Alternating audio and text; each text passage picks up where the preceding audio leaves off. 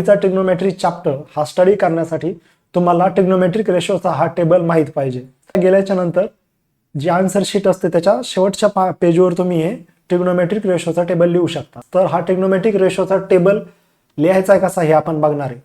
याच्यासाठी तुम्हाला सुरुवातीला ट्रिग्नोमेट्रिक रेशो माहिती पाहिजे. कोणते आहेत ते? साइन, कॉस, टॅन, कोसेक, सेक आणि कॉट.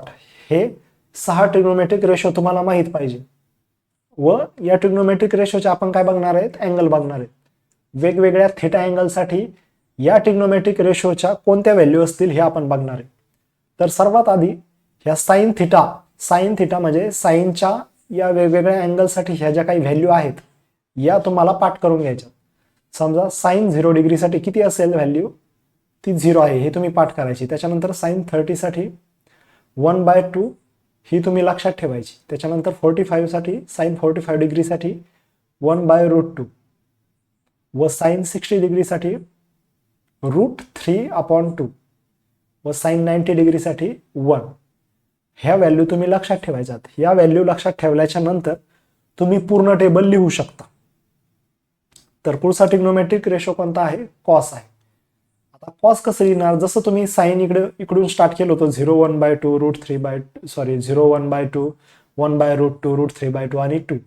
तसंच काय करायचंय? कॉस साठी हे फक्त उलट लिहायचंय. म्हणजेच काय? कॉस 0 डिग्रीसाठी काय लिहिणार? इकडची व्हॅल्यू लिहिणार. किती आहे ती? 1. ही 1 इथं लिहायची. त्याच्यानंतर कोणती व्हॅल्यू येईल? √3/2 इथं लिहून घ्यायची. त्याच्यानंतर 1/√2 तर इथेच येईल. त्याच्यानंतर 1/2 लिहायची आणि लास्टला काय येईल? इथं 0 येईल. ओके, समजलंय? म्हणजे साइनच्या जशा व्हॅल्यू आपण लिहिल्यात तशाच उलट क्रमाने आपण या व्हॅल्यू लिहित राहिलोय. बरोबर. त्याच्यानंतर आता टॅन थिटाची कशी लिहिणार? त्यासाठी तुम्हाला टॅन थिटाचा रेशो माहित पाहिजे. आता टॅन थिटा म्हणजे काय असतो? टॅन थिटाच काय असतो बघा. टॅन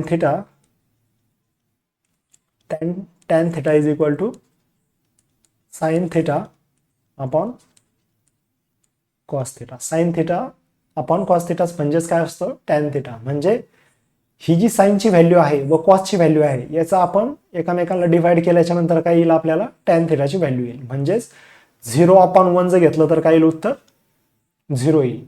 तुम्हाला माहिती आहे 0 कोणत्याही संख्येने जर 0ला डिवाइड केलं किंवा मल्टिप्लाय केलं तर उत्तर किती येणार आहे? 0च येणार आहे. तसं आता 30 डिग्रीसाठी किती येईल?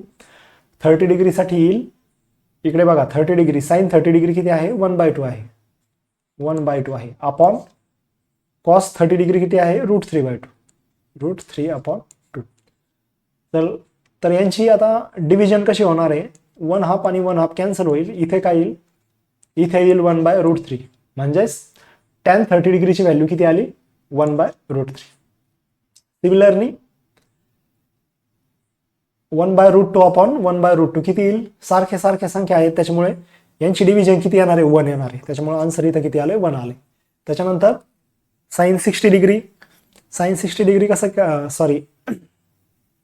त्याच्यानंतर टॅन 60 डिग्री. आता टॅन 60 डिग्री काढायचं म्हटल्यावर काय करावं लागेल तुम्हाला? Sine 60 degree upon cos 60 degree करावं लागेल.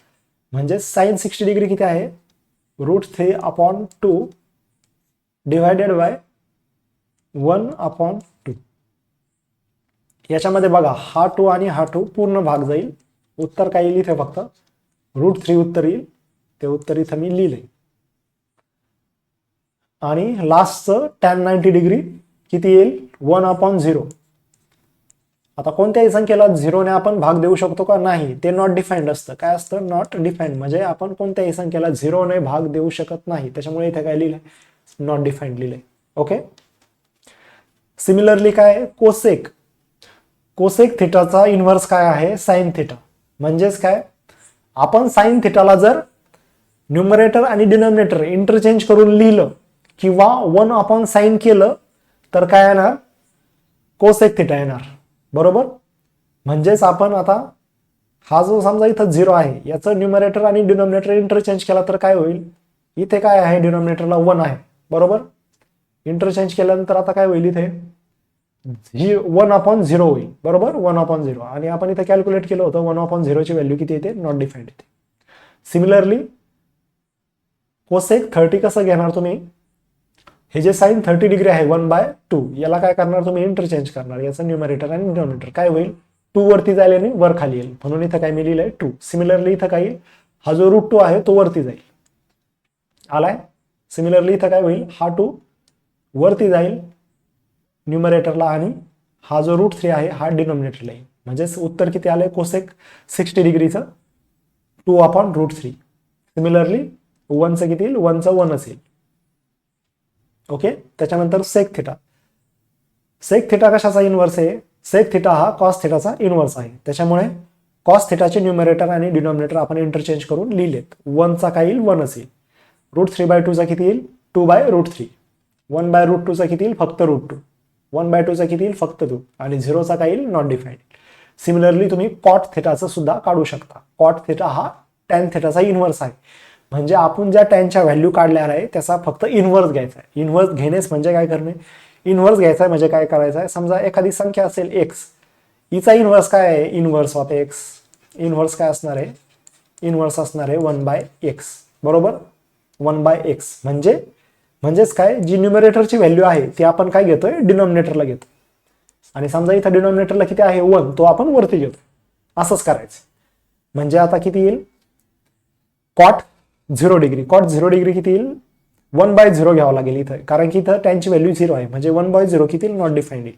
सिमिलरली कॉट 30 डिग्री किती येईल, हा √3 वरती जाईल आणि 1 खाली येईल, म्हणजे √3 उत्तर येईल. सिमिलरली इथं 1च राहील. इथे किती येईल, 1/√3. आणि इथे किती होईल, नॉट डिफाईन्डचा, नॉट डिफाईन्डला जर आपण इनवर्स घेतलं तर काय येईल, 0 येईल. ओके. तर अशा पद्धतीने तुम्ही हा ट्रिग्नोमेट्रिक टेबल लक्षात ठेवू शकता.